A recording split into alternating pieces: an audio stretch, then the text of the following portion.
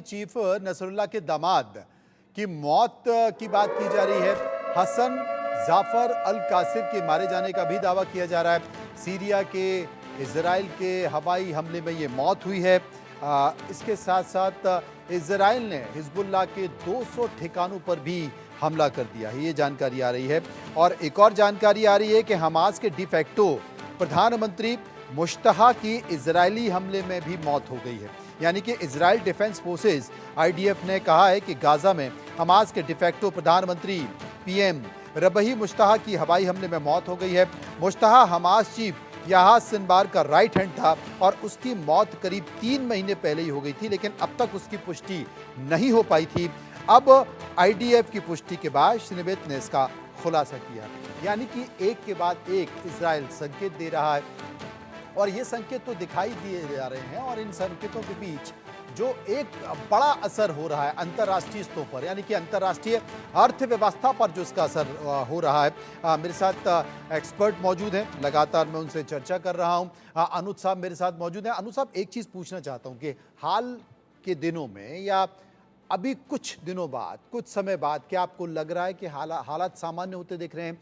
मैं इसलिए भी ये पूछ रहा हूँ क्योंकि कई ऐसे देश हैं जिनके बाजारों पर असर पड़ रहा है, उनके सेंसेक्स निफ्टी नीचे जा रहे हैं, चाहे वो भारत की बात हो या तमाम दूसरे देशों की बात हो, और इसका अर्थव्यवस्था पर असर पड़ रहा है। किसी एक देश पे नहीं बल्कि अब पूरे विश्व की अर्थव्यवस्था पर इस पर असर पड़ रहा है, सप्लाई चेन पर इसका असर पड़ रहा है, डेवलपमेंट पर असर पड़ रहा है, कई ऐसे एक दूसरे के साथ जो ट्रीटी हैं उन पर असर पड़ रहा है। क्या आपको लगता है कि ये जो समस्या, ये जो मुसीबत, ये जो विपत्ति है, ये जल्द संभव सुधरने होने वाली है या भी लगता है कि बहुत समय लगेगा, जैसे कि यूक्रेन और रशिया के बीच? हाँ मनोज जी, मैं आपको एक बात बताऊं बिल्कुल कि इस प्रकार के जो युद्ध हुआ करते हैं वो एक, देखिए, ये दो, ईरान और इजराइल के बीच में अभी ये युद्ध नहीं है। ये युद्ध कुछ नॉन स्टेट एक्टर्स कहूंगा या आप उनको आतंकवादी संगठन कह लें, उनके और इजराइल के बीच में था। ये ईरान उनको लगातार हर संभव सहायता दे रहा है।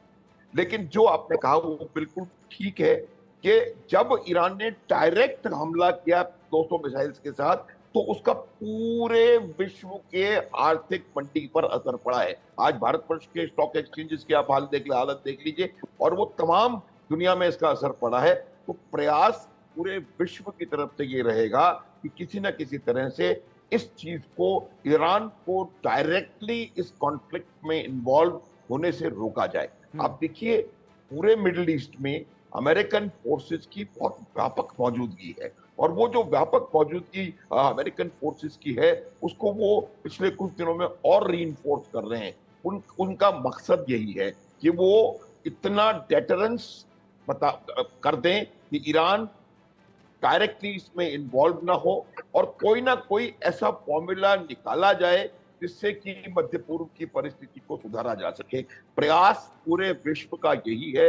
लेकिन आपके प्रश्न का उत्तर मेरे पास ये है कि आने वाले विकट समय में मुझे लगता नहीं है कि इसका कोई बिल्कुल। एमिकेबल सॉल्यूशन नजर आने वाला है। आप ये देखेंगे कि ये बढ़ेगा इन इंटेंसिटी, ये बढ़ेगा इन एरिया ऑफ इन्फ्लुएंस, और ये हर प्रकार से आप देखिएगा कि रीजनल एस्केलेशन, और हो सकता है ग्लोबल एस्केलेशन भी हो सकता है। जितने भी एक्सपर्ट हैं उस बात का जिक्र कर रहे हैं कि आने वाले दिनों में लगता नहीं है कि हालात कुछ सुधरते हुए दिखाई देंगे या कुछ बनते हुए दिखाई देंगे।